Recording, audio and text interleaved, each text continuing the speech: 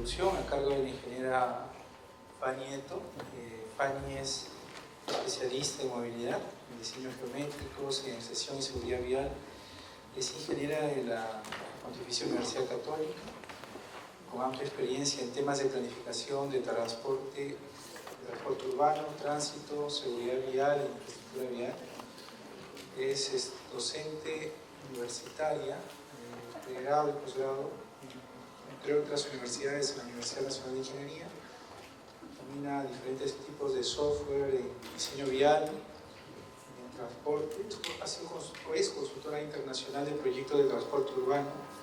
Tiene mucha experiencia en procesos de adquisiciones en las entidades financieras internacionales y ha participado como gestora en entidades importantes, en cargos importantes como directora general de transporte de la Municipalidad de Lima, su gerente de estudio de transporte y tránsito de GTU de la Municipalidad de Lima.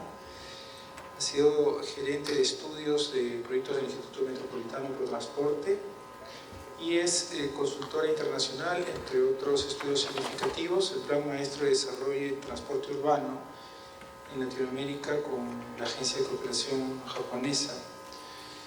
Por favor, recibamos a Fanny. Muchas gracias por la presentación, por la invitación a mi segundo año que participo. Vamos a un poco viabilizar o ver todos los conceptos anteriores y a qué desastres estamos expuestos.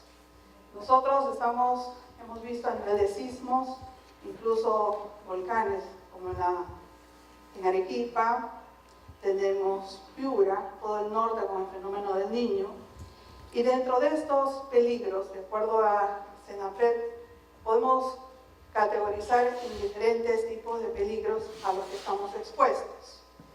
A nivel estadístico, lo que más se produce es inundaciones, lluvias intensas y sismos, con un porcentaje de 29% en inundaciones, 26% en sismos y lluvias intensas de 25% en los últimos 12 años. ¿No? En cuanto a los sismos, más se producen en el Océano Pacífico, en nuestras costas, en Arequipa y en Lima. Sin embargo, el impacto que se ocasiona sobre la infraestructura es en puertos, en aeropuertos, en carreteras y en todo lo que es comunicaciones, ¿no? Estos son ejemplos que se ven, me hace acordar, eso ha sido en el terremoto del 2007, sin embargo hubo un terremoto que casi nadie vio en el 2010, el 18 de mayo, en Amazonas, que destruyó toda la zona de carreteras.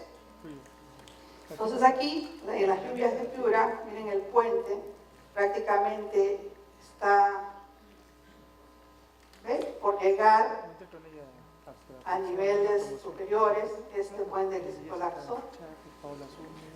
Y este punto es importante, sobre todo en el ayuntamiento, porque si se sale el agua, aquí circulan más de 120.000 vehículos al día y conecta el norte, sur y centro del país, ¿no? Entonces no son cosas alejadas. Y acá podemos observar, un poco para sensibilizarnos en el tema, lo que podría ocurrir. Tenemos las vías todas destrozadas, en el caso de Japón. Podría ocurrir esto en nuestras costas, en el Callao, en la punta. Realmente, ¿qué se puede utilizar? Incluso caminar, usar bicicleta. Ya ni siquiera el ferrocarril, ¿no?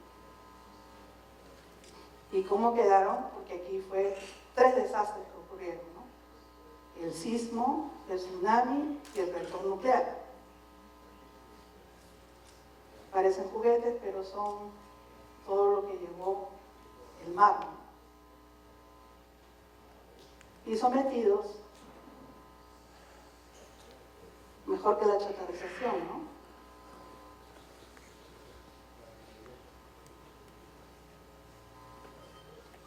Sin embargo, Japón se recupera muy rápido, ¿no? Aquí se muestran fotos Incluso en la parte baja, cuando hablamos de diseño, se llena de agua. Ahí.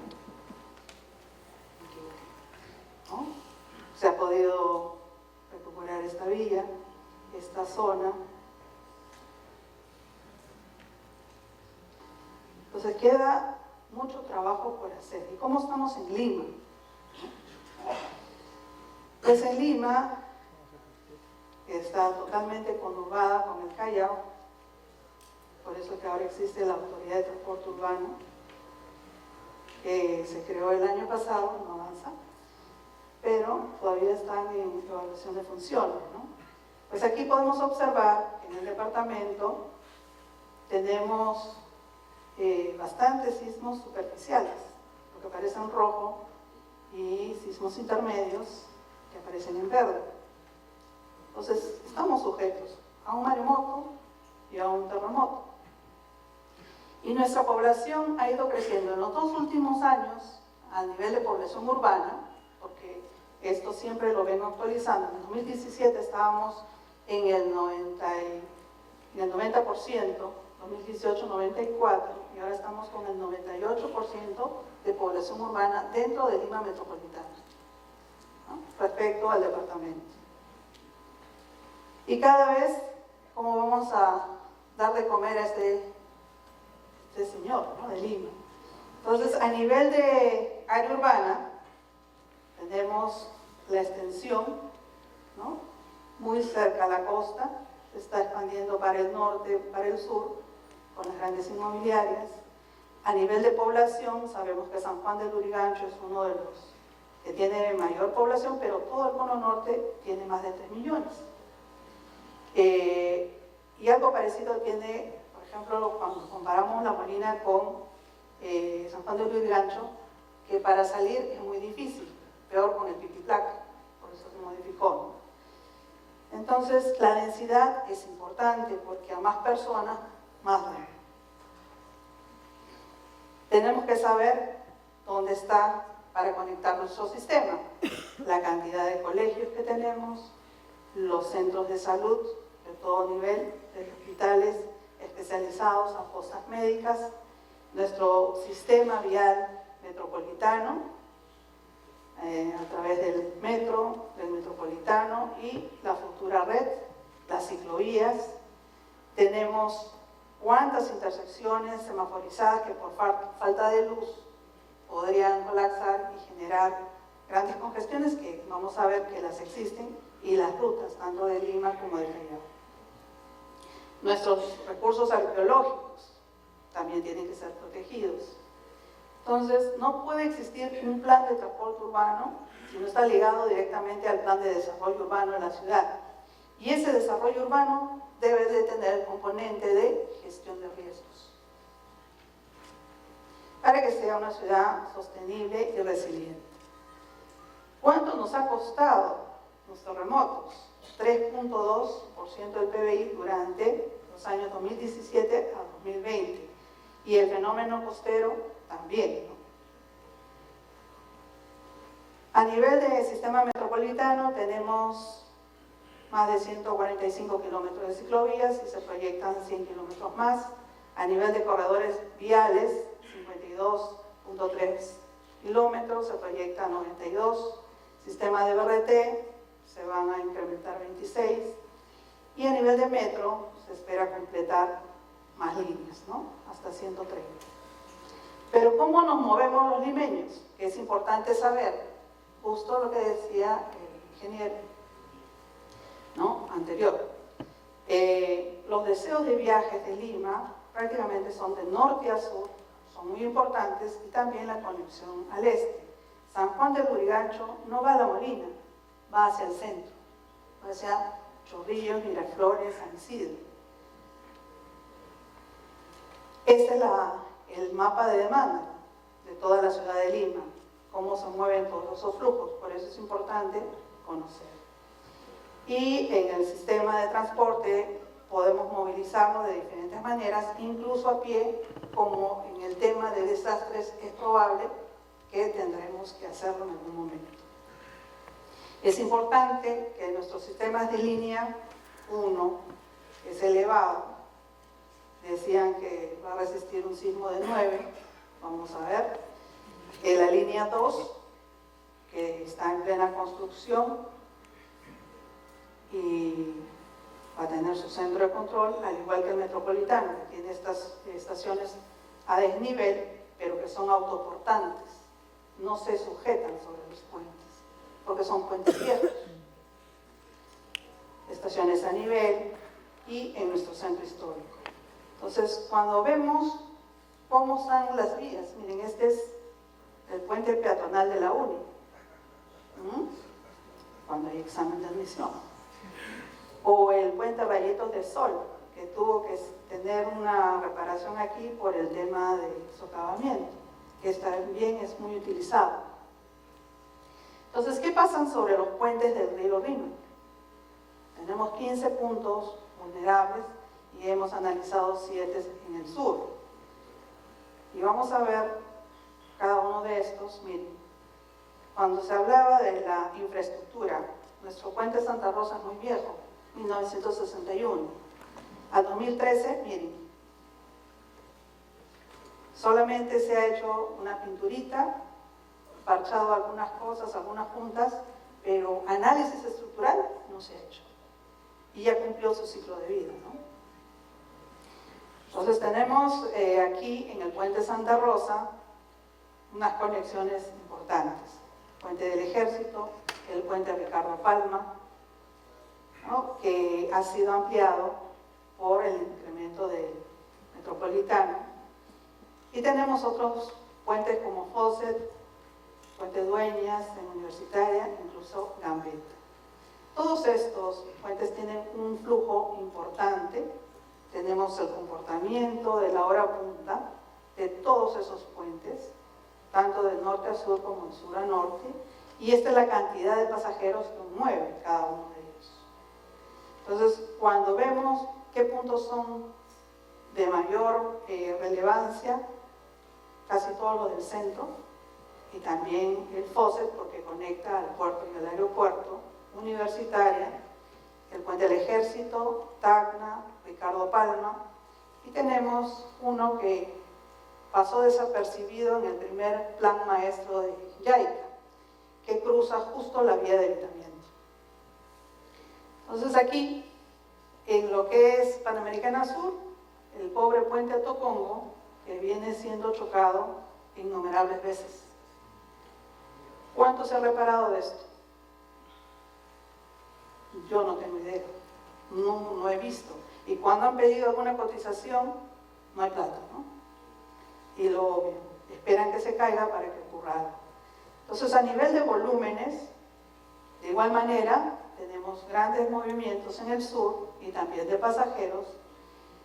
Y en resumen, encontramos que de norte a sur, si colapsaran estos puentes, habría una interrupción de más de 1.200.000 personas que van de norte a sur y otro tanto de sur a norte. Entonces la ciudad se parte. En la Panamericana Sur tenemos un flujo de gente de más de 400.000. A nivel vehicular no sabemos si funcionaría, pero por lo menos personas, ¿no?, que hacen este cruce. Por lo tanto, Lima quedaría partida en dos. No solamente a lo mejor para el trabajo, para el comercio, para toda nuestra vida cotidiana, ¿no? Y otras estructuras, ¿no?, que aparentemente son nuevas, y aquí, en el caso de que ocurra algo, ustedes saben que basta con cerrar un carril, se obstruye la salida o se reduce la capacidad al 50%, San Juan del Lurigancho quedaría sin esta salida, sin este acceso. Tráfico, vías y transporte de Lima. Vemos aquí que prácticamente en hora punta, Lima, durante toda la semana, está congestionada. Salvo los sábados a las 8 de la mañana, pero si lo vemos al mediodía, está congestionada. O el domingo temprano, a las 8 de la mañana, como que está congestionada, menos carretera central, y se mantiene un poco. Sabemos qué hacer y dónde quedan los refugios, a dónde ir. Cuando hay un sismo o cuando hay un simulacro de sismo, ¿qué hacemos? Vamos al circulito amarillo. ¿Y de ahí qué más? Levante la mano quien conoce el refugio más cercano. Nadie. Eso es lo que falta. ¿A dónde vamos si se caen las casas? ¿Quién nos va a atender? Entonces, no tenemos, solamente se dedican a hacer el simulacro al círculo. Y dependiendo de la zona, no alcanza. ¿Qué es un refugio?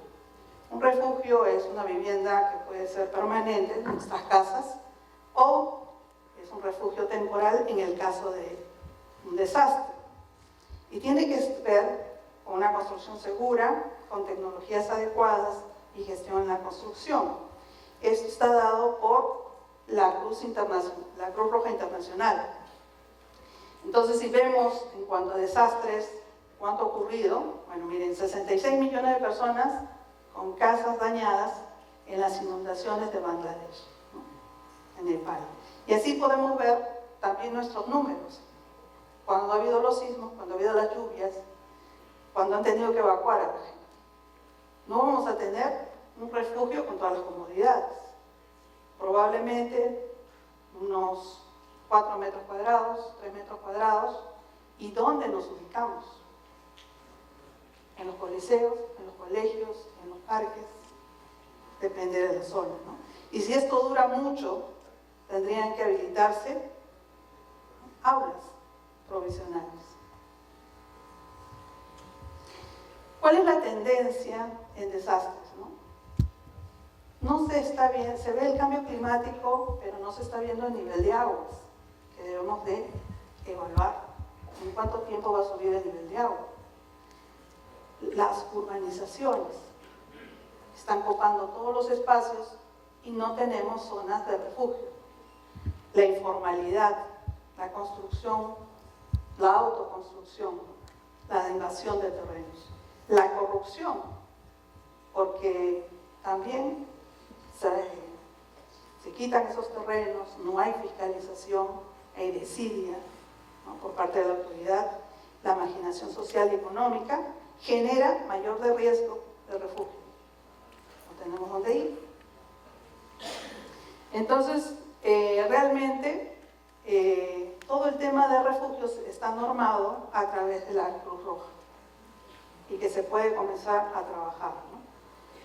Porque es importante a nosotros saber sobre la emergencia. ¿Cuántos de nosotros ya ha techado su casa con calaminas por la lluvia? Levanten la mano. ¿Cuántos hemos reforzado nuestra casa? Muy poquitos, 5 de todo el auditorio. Entonces, ¿sabemos cuál es la zona segura de la casa? Ya un poquito más, ¿no? Pero, ¿saben el sismo que se estima que va a llegar a Lima? ¿De cuánto? De 8 o 9, ¿no?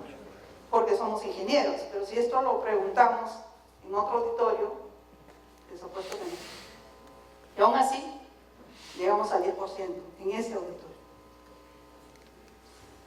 Entonces, el refugio es importante desde la autorrecuperación hasta ya tener la vivienda totalmente construida. Y podemos tener desde una tienda, un contenedor, a una casa inicial, ¿no? Con todas sus condiciones, y esto conlleva todo un proceso de donaciones, de tecnología, de guías de construcción, uso de herramientas, etc. Entonces, ¿qué vamos a hacer nosotros? ¿No? Tenemos que hacer evaluaciones rápidas, detalladas, hay que considerar diferentes necesidades, etc. ¿no? Y si nos ponemos a analizar un edificio, cogí un edificio aleatorio, ¿no? Esta es la zona de la Avenida Universitaria, con la Avenida La Mar, que acá aparece como Manuel Cipriano Lulanto, este es el AELU, y aquí tenemos esta edificación. es este edificio que, haciendo números, ¿no?, tiene 18 pisos, alberga, ¿cuánta gente? ¿Cuánta gente creen que alberga este edificio o este conjunto habitacional? Por lo menos 1.152 personas. Para ello, una zona de seguridad requeriría por lo menos 1.200 metros cuadrados. Pero en estos círculos de seguridad entran 22, 20 personas. Necesitamos 60 círculos para toda esa población que va a cubrir. Este es en el mercado central, ¿no? Tenemos ahí en esta zona solo 70 personas. Imagínense el espacio que se requiere.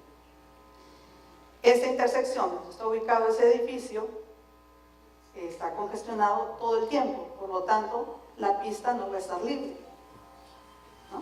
Va a estar llena de vehículos. Además, que esta es la avenida Universitaria, en esta parte que era derecho de vía, construyeron un food court, ¿no?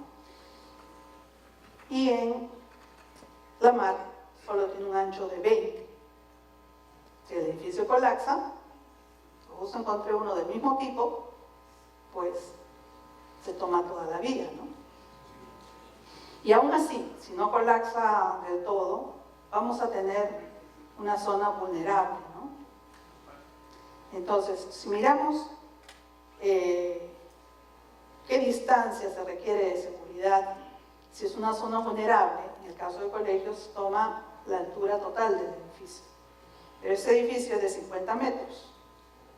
Si se vuelca, las vías no van a aguantar. Se va a ir hasta el otro edificio, ¿no? Entonces, tenemos que evaluar cómo están todas las edificaciones.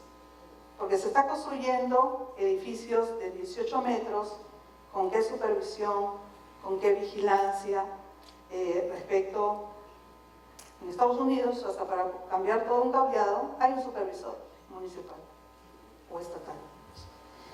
Y las vías no van a estar del todo, digamos, sanas. Actualmente, yo he tuiteado a Cálida, porque Cálida tiene unos subcontratistas que está colocando gas por todo lado, pero la calidad del pavimento, de la pavimentación, es pésima. Pésima. ¿Y quién está supervisando a Cálida? Igual Sedapal, igual todos los que ponen sistemas, ¿no? Entonces, no solamente es la ciudad, sino por no ver las vías, y al colapsarse se tiene que cerrar la calle. Supongamos que un terremoto de esta escala llega a Lima. ¿Cómo actuamos? ¿Cómo debemos actuar? Acá hay unos consejos que hace el Ministerio de Transporte y sobre todo lo que es el metro de Tokio, y da algunas indicaciones, ¿no? Por ejemplo, cubrirse en la estación, acercarse a una de las columnas y mantenerse agachado durante el sismo. Si está dentro del vagón, tiene que sostenerse y procurar estar sentado. O si está en el coche, dejar en la verma, a un costado, cuadrado el vehículo, y dejar la llave. Pero acá, ¿quién va a dejar la llave? Nadie, ¿no? Y es para dejar libre, ¿no?, por lo menos ese carril que circulen los vehículos de emergencia. Es cultura. También en las autopistas, de igual manera, dejar los vehículos parqueados, ir a menor velocidad. Si estamos yendo a velocidad, comenzar a reducir la velocidad hasta quedarse detenidos. Cosa que acá todo el mundo comienza a correr como loco, ¿no? En los puentes elevados de igual manera. Y en los túneles, si está muy cerca, evacuar. Y si no, dejar el vehículo también pegado a la berma y salir por los ductos de escape. En las restricciones del tráfico se tiene que dejar por eso libre para que puedan salir las caravanas de ayuda. En los aeropuertos, difícil que se caigan, ¿no? Pero sí van a caer los elementos como las lámparas, los techos, vidrios, la señalética, ¿no? entonces hay que cubrirse y nadie debería usar el vehículo para transportarse. Son ejemplos que son importantes conocerlos, ¿no? Que como cultura no lo tenemos, y a la hora de caminar, evitar caminar cerca de edificios que están agrietados. Yo me acuerdo que me agarró el terremoto en el 2007 trabajando. Yo quería seguir trabajando porque tenía presión por sacar el proyecto. Sin embargo, el edificio del frente del Banco Vice está totalmente rajado y solamente lo han masillado, lo han pintado, pero no he visto que lo hayan reforzado en el centro de Lima.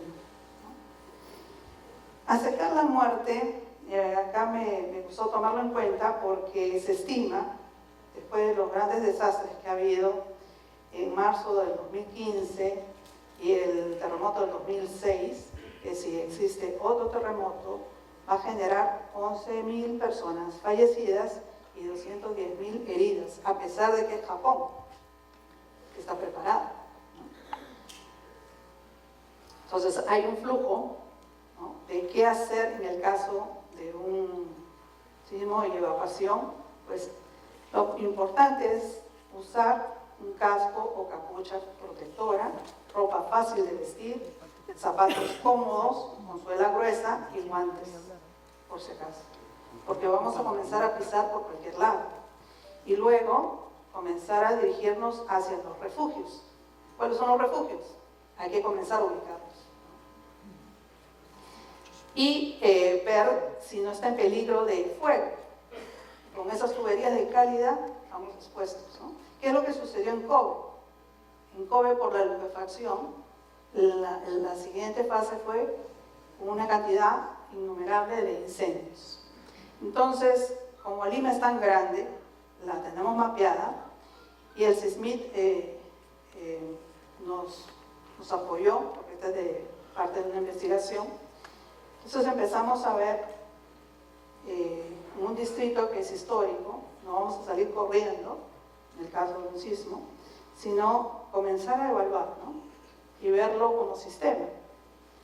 Este estudio que hizo SISMIT se basa en ensayos.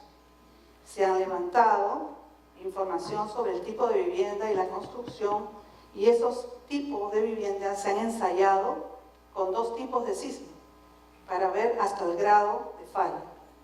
Y con eso se ha levantado todo el mapa de vulnerabilidad, que lo tenemos acá, como el mapa de daños, ¿no?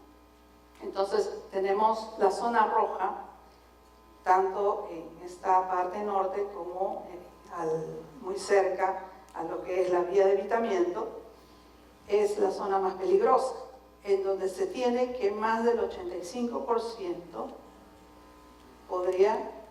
estaría colapsada, ¿no?, las viviendas. A nivel de distrito, porque estamos analizando ahora un distrito, tenemos los datos de Lima, ahora hemos mostrado el distrito. Tenemos inventariado casi 30 kilómetros de vía expresa de 2 carriles, porque son varios niveles. Tenemos arteriales, colectoras, locales, vías peatonales, calles internas, porque la UNI tiene calles internas, y ciclovía, solo medio kilómetro. A nivel de cómo son los viajes, bueno, en hora punta se generan de 7 a 8 de la mañana, se moviliza todo. Esto ha sido con una encuesta de origen y destino, para saber cómo se movilizan dentro del río. Y en hora punta, ¿ya me pasé? Wow. Entonces, corro. Es importante conocer dónde están las comisarías, las sedes educativas. Tenemos más de 54.000 alumnos o estudiantes, universitarios y de colegio. Tenemos centros de salud, mercados, para identificar sobre todo el abastecimiento, las vías que deberían ser trabajadas. Y acá hay una propuesta, ¿no?, de que en esta zona vulnerable deberíamos hacer una reestructuración y construir viviendas más seguras, tener un mejor sistema conectado, pasar de esta informalidad a esta de acá, porque tenemos, por ejemplo, zonas donde podríamos tener zonas libres de construcción, pero en esta zona roja observamos que necesitamos reubicar por lo menos a este 32%, ¿no? Incluido esto de acá. Pero solo lo marcado en rojo tiene un colapso de más del 85%, que representa a las zonas de construcción heladera y las casas que son del siglo XIX, XVIII, ¿no? Son muy antiguas, que solamente con lluvias ya se han colapsado, porque son de adobe y quincha, y esta parte de los cerros que está conglomerado podría destruirse, ¿no? Entonces, esta es la ubicación de los refugios que sirven para que toda la población pueda estar en zonas seguras.